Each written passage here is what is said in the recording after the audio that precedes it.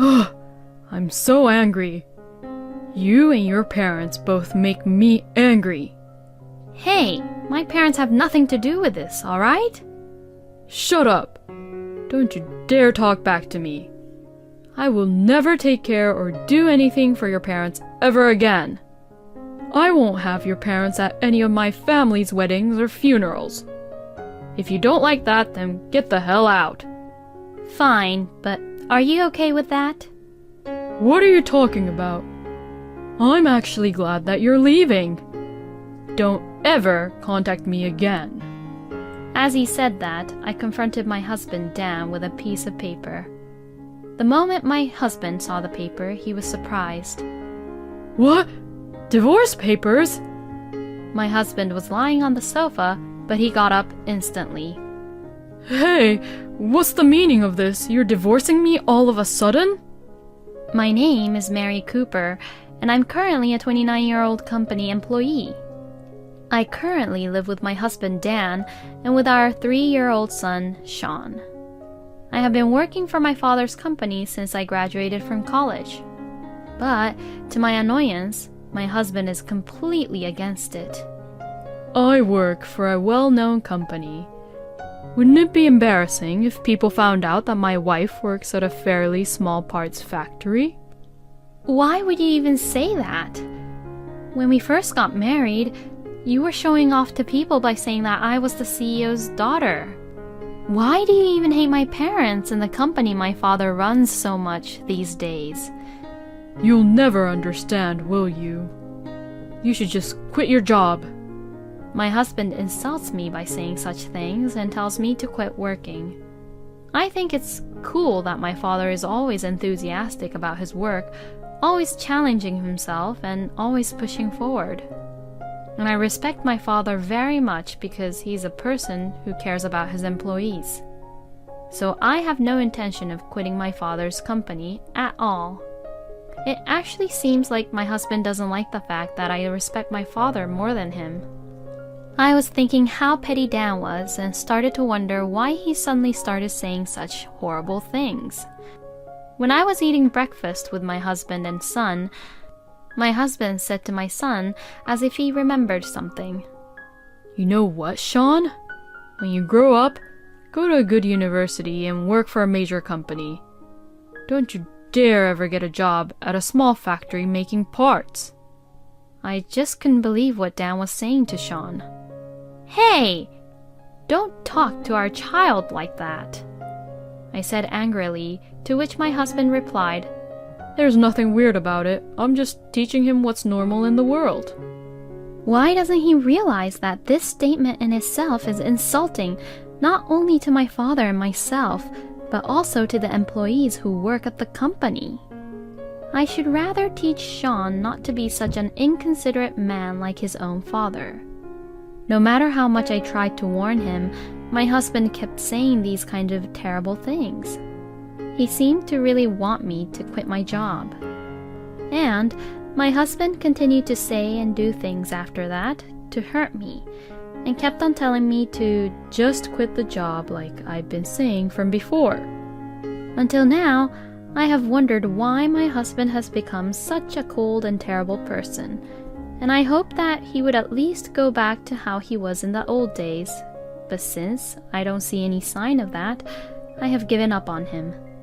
It's not that I haven't considered a divorce, but Dan's parents are very nice people, and not only me, but my parents also get along very well with them. Which is why I end up hesitating for a divorce, because I don't want to cause any disappointment to my parents and his parents because of our divorce. Dan's parents and my parents are really close, that my father and Dan's father seem to go fishing together a lot, and my mother and Dan's mother both like the same artists and go to live concert shows together frequently. And Dan's parents and my parents were very protective and take very good care of our son. I felt that it would be wrong to take away the environment in which my son, who grew up with so much love and affection, was so happy with. That is why I couldn't be brave enough to divorce Dan. But my love and affection I had for my husband is growing more and more dry. I'm gradually getting to the point where I don't even want to sleep with him, and I sleep with my son in his room these days. Seeing me be like that, my husband didn't like that and tried to force us to sleep in the same room as him. But my son started to cry a lot, perhaps because of my husband's frustration. So he stopped, and he also stopped coming into Sean's room after that. Soon after, my husband and I stopped talking to each other. My husband continued to harass me in order to get me to quit my job. He increased my housework chores by doing things like leaving the dishes on the table after eating, or leaving clothes around the room, and on days off when he was home, he would lounge around on the couch and watch TV all the time doing nothing. He also wasted my effort by going out for drinks with his coworkers even after I made dinner. And when he sees me, he grins at me. What he's doing is really too childish and immature, and it's appalling. A little while later, my husband came home looking very happy. Hey, I'm home. Yes, I know. Welcome home. Another dull greeting from you, huh? Well, I'll forgive you because I'm in a good mood today. What made you be in a good mood? To be honest, I didn't even want to keep the conversation going. But since he kept on grinning stupidly like that, I asked the question. He really had this face which really just annoyed me. You really want to know? Well, I guess I don't have a choice. I might be promoted to be the head of the department. Oh, really? That's great! I thought that was simply amazing. I congratulated him with genuine feelings, but my husband says something else that made me feel down again. Now, like that, you really don't have to work. Since your husband is the head of the department, you should be quietly at home and be a housewife. I was utterly and completely dumbfounded to what he had said. It seems like in any conversation I had with him, he'll try to finish the topic by making me try to quit work. Then one day, I took my son to the hospital because he had a fever, and after that, I left him with my mother at my parents' house before going to work. When I arrived at work, everyone looks a little concerned. What's going on? I asked the desk clerk nearby, and he said, well, the president is talking to a business partner right now, and it seems like the president is very angry with him. My father is angry? I was surprised. My father is very gentle and has the capacity to laugh off at most things. So, for my father to be angry at someone must have been a big deal. I wondered what had happened. I was curious, so I went into his office. Oh, it's you, Mary. I heard Sean had a fever. Is he okay? Yeah, the fever is gone now, and he's sleeping very well now. Anyways, what's wrong? The employees were worried that you were angry, Father. Yeah, I'm sorry about that, but I heard something very unforgivable. While my father and I were having this conversation, a young man sitting across from him stood up. Oh, long time no see, Mary. Oh, Justin, long time no see. I heard that the business partner came here, but I didn't know it was you, Justin. He is a young employee of a company that my father's company does business with, and he is a very good-natured kid. Justin had taken over the job from the previous person in charge and is currently in charge of our company, and he is a very nice young man who always gifts us with something to eat and talks to us, which is very rare to see these days. But I suddenly had a question in my mind. Why was my father getting angry at Justin, who was a good person? Father, what do you mean you heard something unforgivable? Well... Then my father explained to me what Justin had told him. Justin works for an electrical goods manufacturer, and just recently he had succeeded in developing a new business which led to a project with a major company. While he was working on the project with his other employees, thinking about quality and function, They decided to ask my father's company for help if we could produce some of the parts for them. So, Justin came to my father's company and held various meetings to discuss about the project.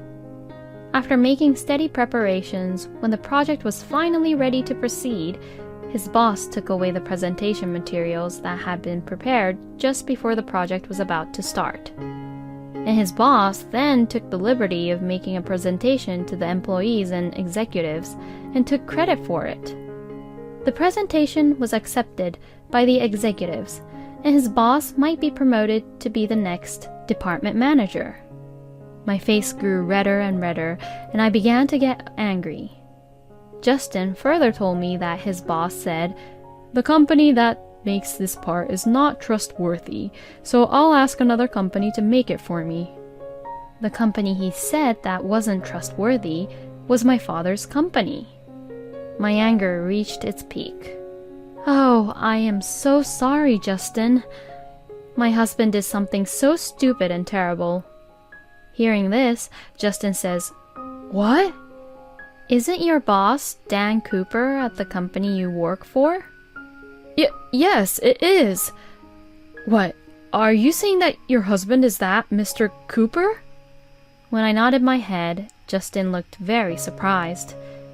In other words, that time when my husband was happy that he might be promoted to department head was after he had taken credit for Justin's work.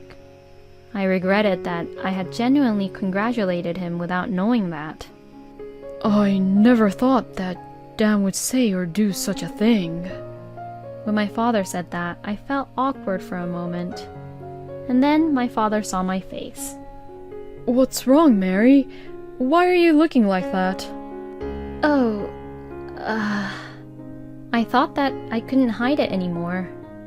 And for the first time, I told my father what my husband had said and done to me until now.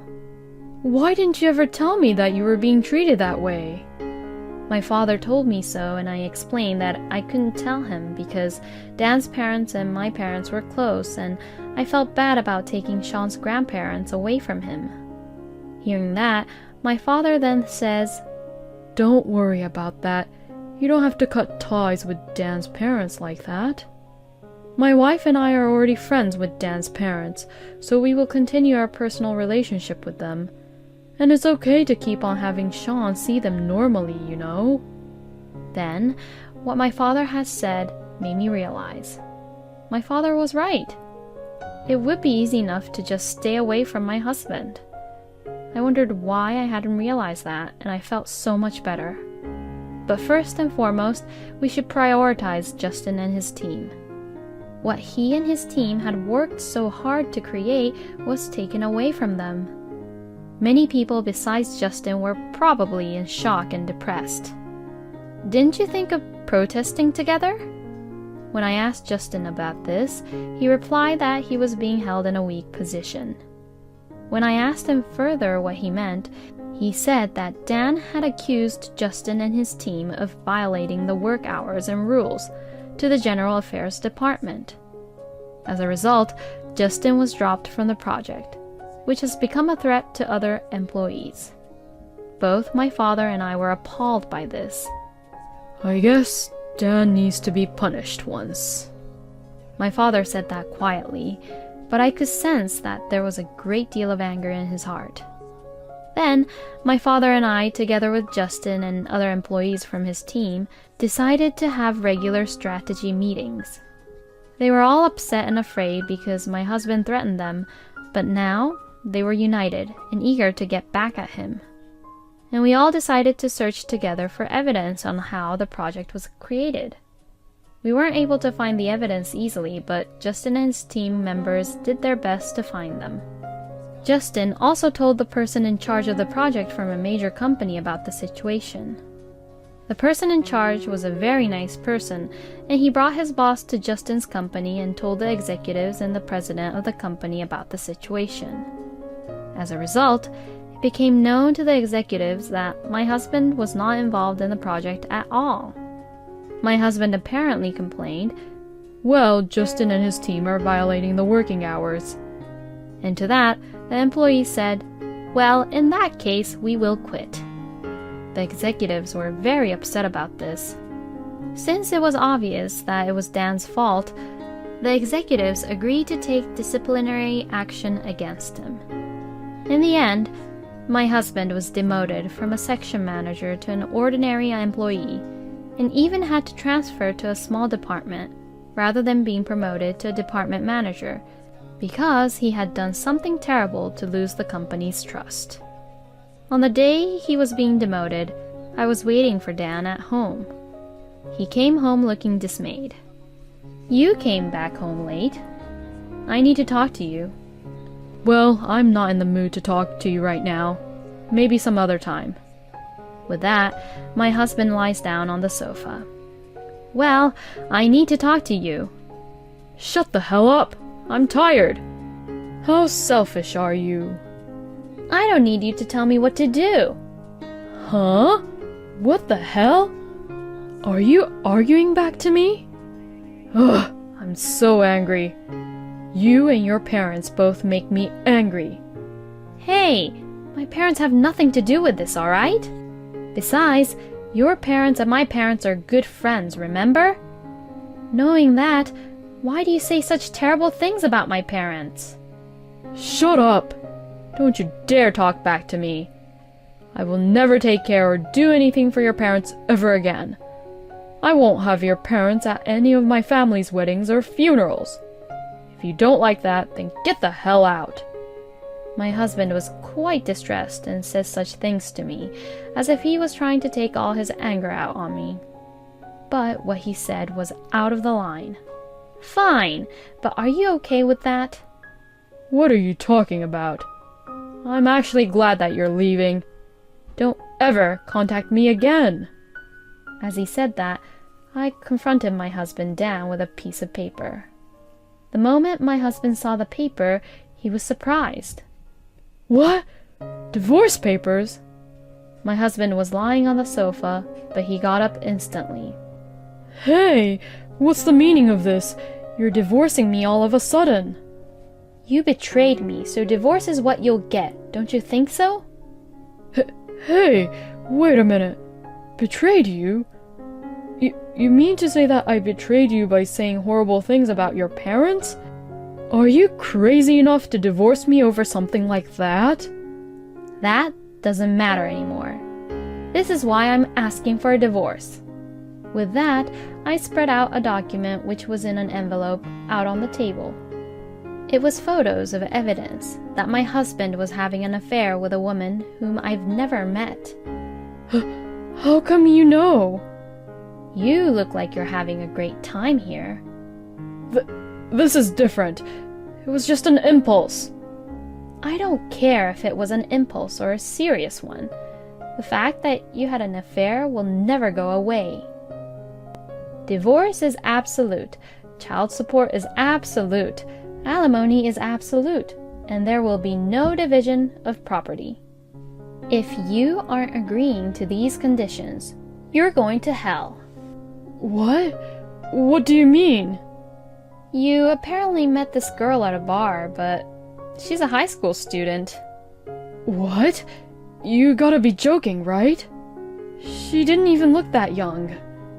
It's true. I hired an investigator to find out if you were doing anything suspicious, and everything came out.